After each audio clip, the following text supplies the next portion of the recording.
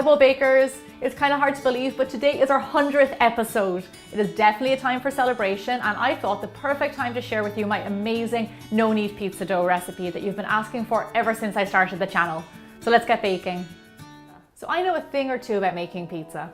When I lived in San Francisco, I turned my living room into a pop-up pizzeria, and I would make fresh pizza for my friends, even strangers, until all the pizza was gone.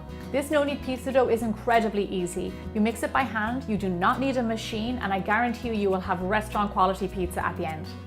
We're going to start out in a large bowl. Now you want a large bowl because we're not only going to mix our dough in here, but we're also going to ferment it, so it needs a lot of room to grow. Into my bowl, I'm going to add in all-purpose or plain flour.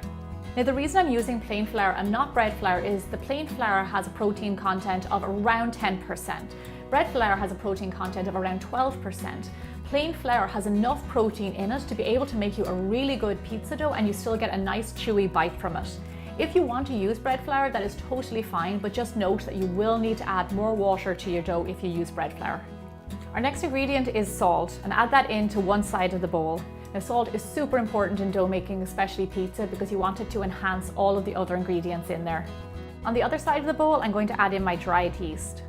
I use active dry yeast, but feel free to use any dried yeast you like. The reason I add salt and yeast on different sides of the bowl because you do not want to lay them directly on top of each other because the salt will deactivate the yeast. So just put them on either sides. Now just mix all your dry ingredients together. This recipe only asks for a little bit of yeast, and that's because we're going to ferment it, and it actually will create its own natural yeasts over time. This is our dry ingredients. Now I'm going to prepare the wet. In a jug, add in your blood temperature water. So by blood temperature, what I mean is if you put your finger in the water and you can't feel it around you, it means it's the same temperature as your blood, and that's the perfect temperature to activate the yeast. Into your water, add in some olive oil. Adding olive oil into your dough keeps it really nice and soft, so you get a nice soft dough rather than a hard dough when it's finished baking. Now all we have to do is mix our wet and dry ingredients together. Pour your wet ingredients straight into your dry. You can use a spatula to mix your dough together, but I prefer to use my hand because you can tell if you need to add more liquid or how dry it is at any stage. Mix it together until your wet dough starts to form. This is incredibly easy. You do not need a machine, you do not need to wait for it. It's a really fantastic way to make good quality bread and really good flavor too. When all the flour is wet and there's no lumps of dry flour hanging around, your dough is done. So all we're going to do is take a spatula and scrape down the sides of the bowl and get all the dough together down there. Place some cling wrap over the top of the bowl nice and tight to make sure that no air gets in there. I have a nice clean tea towel that I'm going to place on top to keep my dough nice and snug. And that is it. That is your incredible pizza dough. What's going to happen now is we're going to let it rest for 12 to 18 hours, 12 hours minimum. And what's going to happen is it's going to ferment, it's going to create a lot of gas and bubbles, and that is going to give you beautiful texture, great flavor, an unbelievable dough that you have to work with. I'm going to leave my dough out at room temperature and out of direct sunlight and let it do its thing. Here's a dough that I made yesterday and has been fermenting for the last 18 hours. I want to show you at this stage what your dough should look like.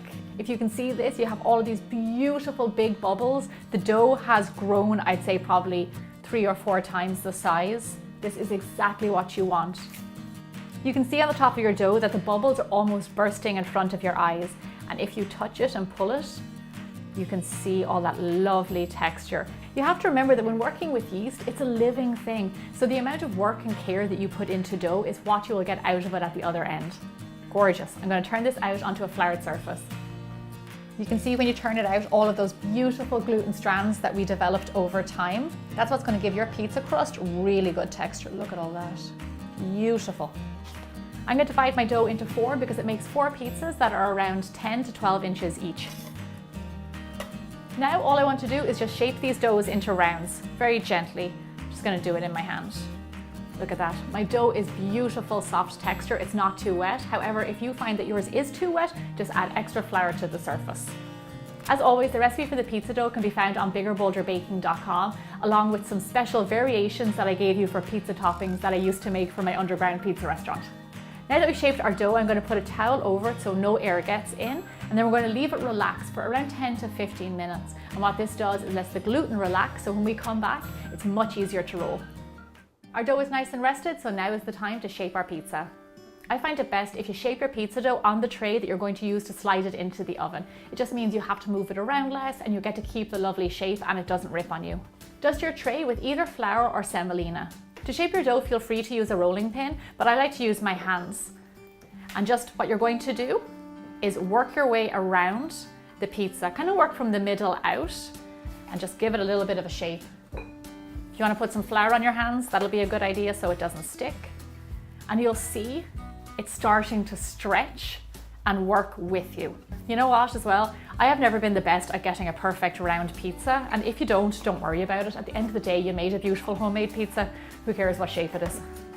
If you find that your dough is pulling back when you're trying to work with it, it means it needs a little bit more time to rest. So just give it another 5 or 10 minutes with a tea towel over it.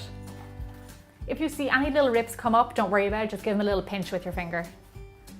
Okay, we have our pizza dough shaped and now we're going to go on with our toppings. To top our pizza, I'm going to put on my homemade pizza sauce, and this recipe can be found on biggerbolderbaking.com as well. It's really good. When it comes to toppings on your pizza, less is more. If you put too much on, you will not get it off the tray. Believe me, I know.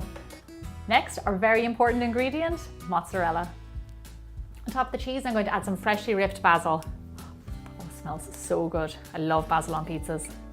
As a finishing touch, I like to add a little bit of olive oil on the crust. I just think it makes it nice and soft and also beautiful and shiny.